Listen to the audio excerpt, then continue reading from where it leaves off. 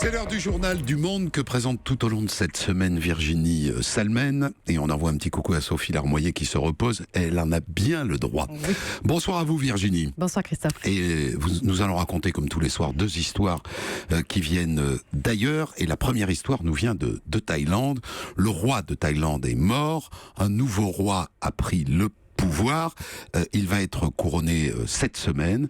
Et c'est un déjanté. Virginie Salmen. Absolument. Il a 65 ans, c'est un homme très mince, cheveux courts, poivre et sel, bardé de tatouages colorés. Alors quand je dis bardé, ça veut dire qu'il en a sur les bras, dans le dos et sur le torse. Et on les voit bien, ces tatouages, parce que le futur roi Rama X aime se promener très peu vêtu. Sa tenue favorite, visiblement, étant une brassière de coton blanc, presque comme un soutien-gorge d'adolescente, un jean large très taille basse et des sandales de randonnée, avec souvent son caniche blanc chéri foufou dans les bras. C'est dans cet accoutrement qu'il a été pris en photo l'an dernier avec sa femme sur le tarmac de l'aéroport de Munich. Alors qu'est-ce qu'il faisait à l'aéroport de Munich ? Eh bien, il vit la plupart du temps en Allemagne. D'ailleurs, c'est de là-bas qu'il a été désigné roi après la mort de son père il y a 1 an. Rama IX, lui, était considéré comme un demi-dieu adulé par ses sujets. C'est pas vraiment le cas du fils, Maha Vajiralongkorn, donc le futur Rama X. D'ailleurs, il montre très peu d'enthousiasme. Il continue à vivre dans sa luxueuse villa qu'il a acquise pour 10 millions d'euros sur les rives d'un lac au sud-ouest de Munich. Et il ne rentre en Thaïlande que pour des cérémonies officielles.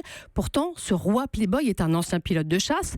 Il a le grade de général de l'armée en Thaïlande. Il a donc un CV très sérieux, mais il ne s'est jamais résolu à devenir roi et il multiplie les frasques. Alors, parmi les frasques, il y a ces nombreux divorces, ces nombreux enfants, 3 divorces, 7 enfants de mères différentes. Oui, et voici une illustration de la luxure réprouvée dans le pays, mais que le futur roi, lui, s'autorise. Vous pouvez aller regarder sur Internet, vous trouverez facilement la vidéo de la fête d'anniversaire grandiose de Foufou, ce fameux caniche blanc donc, pour qui une gigantesque pièce montée avait été réalisée. Son épouse de l'époque n'était vêtue que d'un string.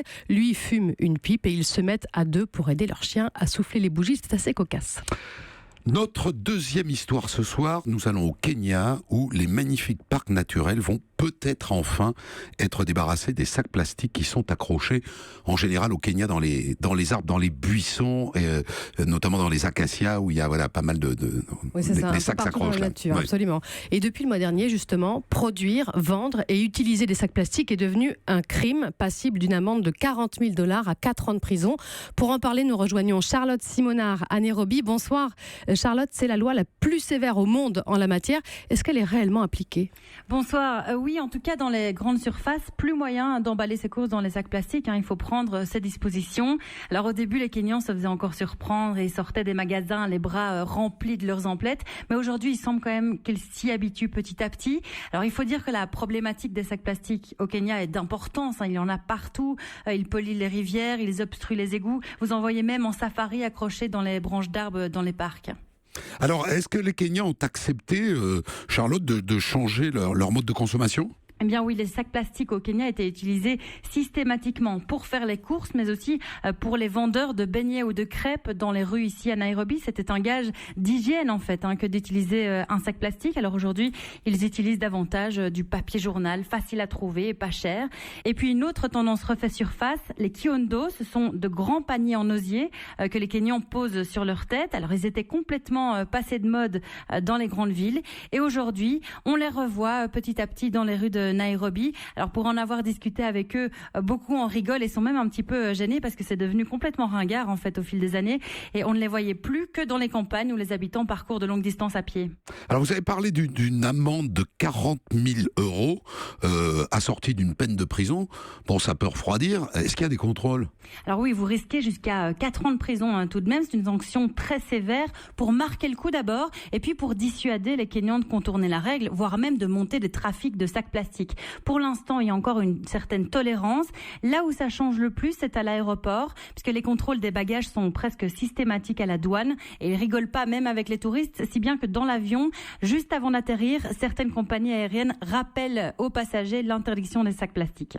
Merci à vous, Charlotte Simonard, en ligne de Nairobi au Kenya.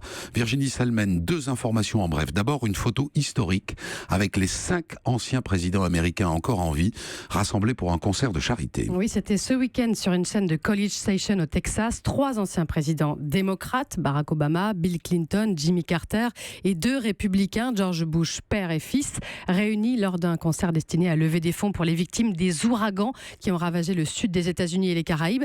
Alors ça a marché, ils ont récolté plus de 31 millions de dollars. Donald Trump n'était pas là, mais il a fait savoir qu'il trouvait l'événement magnifique dans un message vidéo. Et puis côté français, on va pousser un gros ouf de soulagement. La Chine rouvre ses portes au fromage à pâte molle. Oui, le camembert, le brie et même le roquefort étaient interdits de passer les frontières chinoises depuis 2 mois.